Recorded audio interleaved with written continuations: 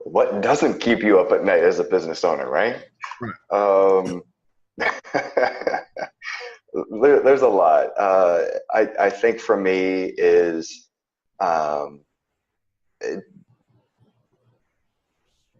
two things. One, with the educational aspect of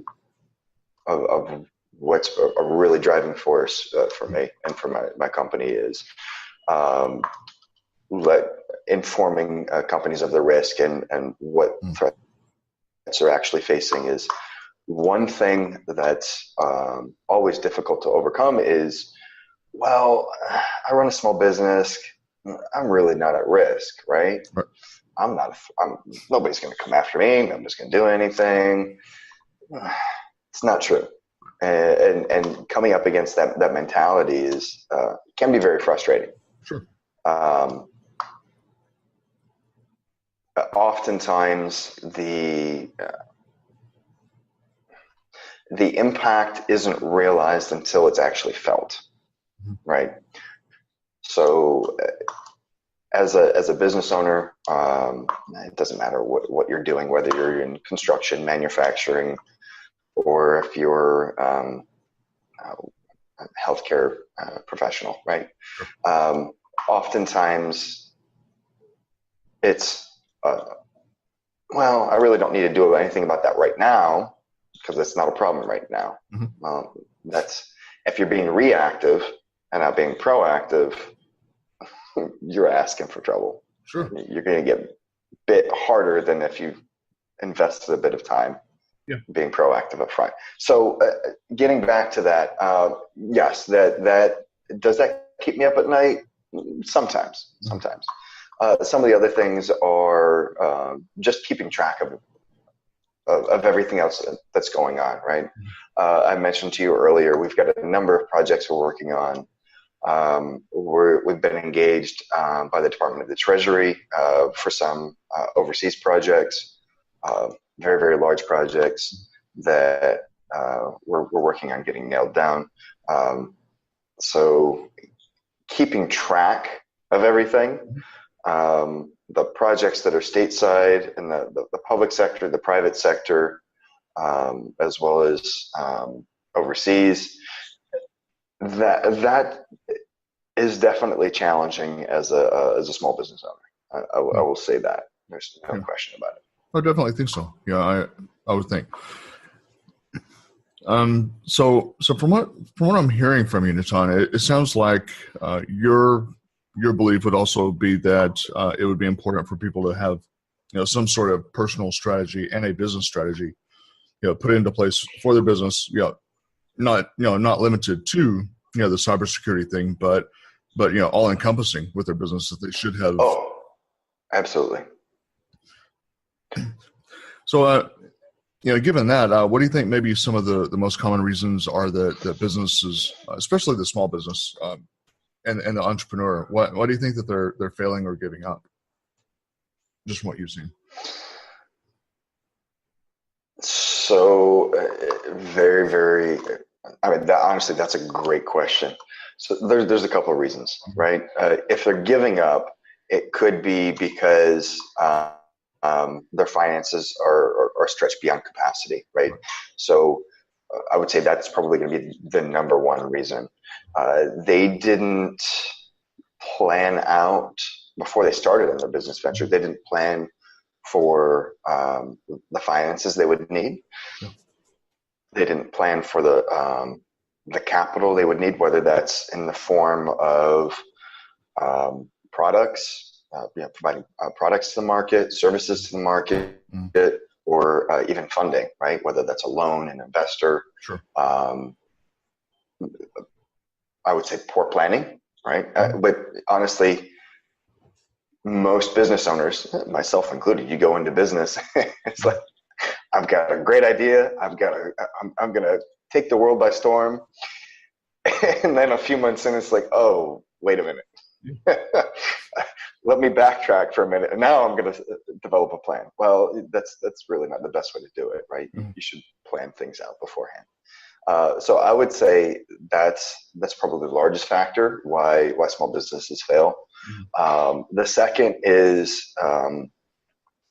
it's sheer will and determination, right? So if you don't have the determination, and the willpower to see your idea through, then maybe it wasn't really that important to you in the first place. Sure. Right? It has to be something that you're passionate about and that you're driven by. If not, it's that much easier to just give up. That's true. That's true. And I'm a huge, I love statistics. So I could rattle on for days on end nonstop about just, statistics of, the different things, but you've hit several of them.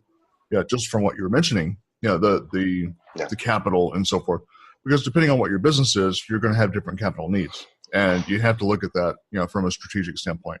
And a lot of people, like you said, we start a business, we're gung-ho, we're ready to go. We want to take that hill and conquer the hill. And we're so excited and motivated. But at some point you forgot to get all of your equipment together, and you're not going to be able to succeed in battle if you don't have your equipment.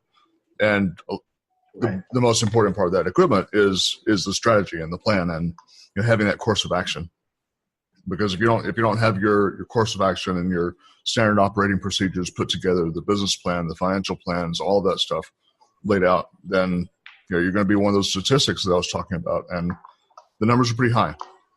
It's very, very high. Well north of 40% of small businesses are failing just because they didn't do the financial part of it.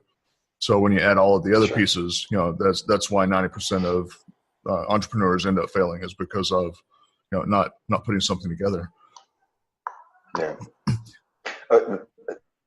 I seem to remember a quote from our time in the Army. What was it? If you fail to plan, you're planning to fail. Yep.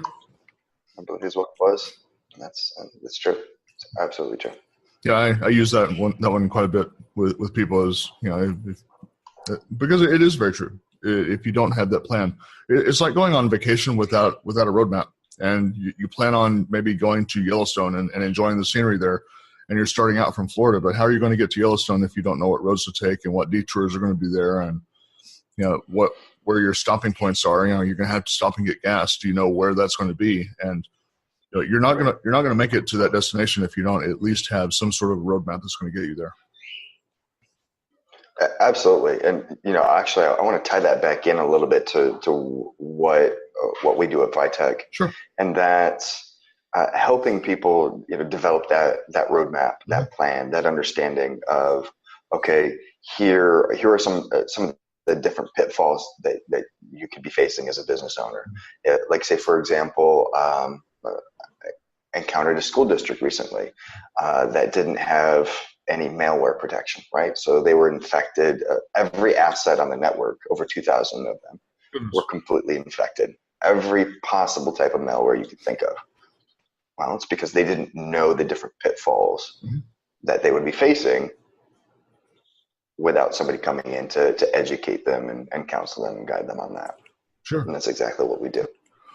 Yeah, and that's something I'm definitely going to keep in mind, because as I'm working with businesses and doing consultations there, I'm coming in from obviously the financial side of it to set them up for what they're going to do for their executives and what have you.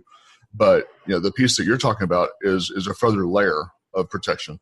Because I'm protecting people's assets basically from themselves and from the market, but you're protecting their assets from the unforeseen things that that we really can't do anything about. So it's you have to have some sort of protection, and so that's definitely a needed piece for the business owners that are listening. Is take note, and we're going to have contact info for Natan later on. Excuse me. So now with small businesses and entrepreneurs, obviously there's going to be different roadblocks that they're going to run into, and then also resources that they want to look for. In your experience, what are some of the roadblocks that they should avoid, and what are some of the resources that would be beneficial for them to be looking for? So in terms of roadblocks, I would say getting back to planning, right? Make sure that when even if you're an established business and you've been in business for 5 to 10 years, take the time to reevaluate, right? Look at where you currently are, and see if, okay, well, what can I do to change my current situation? Do I want to grow? Do I just want to continue where I'm going? Do I want to turn around and sell my business? Take that time to develop a plan, right? So I would say as a roadblock is, again, it gets back to planning, proper planning. I'll preach this all the time, every day. Make sure you have a plan, right? So the first roadblock would be failing the plan. In terms of available resources, as a veteran business owner, there are a lot of resources available to you. There's even non-veterans, right? But specifically the veteran community, since we're both vets and we move in those circles, I'll speak to that for a bit.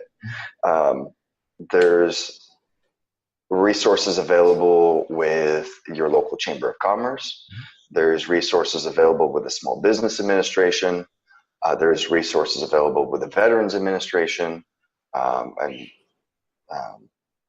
There's a lot. There really, really is a lot out there that you can use and take advantage of. Again, whether you're starting out or whether you've been in business for some time, there's a lot you can do and leverage to help you succeed in business.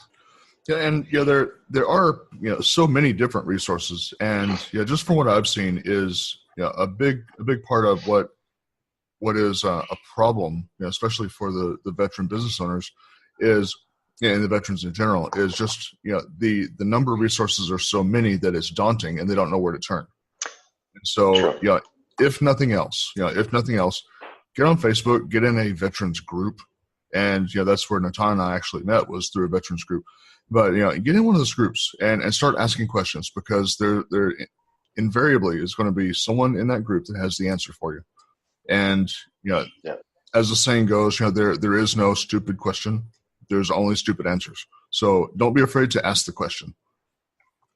And because you'll be able to get some information there that's very valuable. It's going to save you a lot of time and save a lot of stress, because ultimately that really is the stress and anxiety is the biggest thing that a lot of us face as vets, is not knowing how to deal with the stress and anxiety. We can deal with a lot of things, but how to deal with that piece. That's sort of the monkey on our back, so to speak. Well, it's funny you mentioned that. The military trains us very well on how to kill. Trains us very well and how to perform our jobs very, very well. But they don't teach us how to deal with stress. There's no training course on dealing with stress, right? So, and I think that also ties back into what I mentioned earlier in terms of people that are transitioning out or dealing with PTSD. They don't know what to do, right? So it's very, very important to lean on your brothers and sisters in the veteran community, and to help you deal with that stress. Yeah, I totally agree, Natan, because we're all there and we want to help each other. So like I said, lean on your brothers and sisters, because that's what we're there for. That's what we should be doing, and rely on that resource, because there's a whole bunch of us. Absolutely. Leave no man behind. That's the way it should be. Yeah. So here's kind of an interesting question that I want to throw out there. And nowadays, in society, we've seen a lot more of this sort of starting to happen, with business owners, in the news media. Take that with a grain of salt, because you may not be able to trust what they say. But business owners that are injecting their personal values and belief systems into their business and building a business around that. How do you feel about that or handle that, Natan? That is a very, very interesting question. I think that as a business owner, that's going to be inevitable. because especially if it's something that you're passionate about, you're going to put your own ideas and beliefs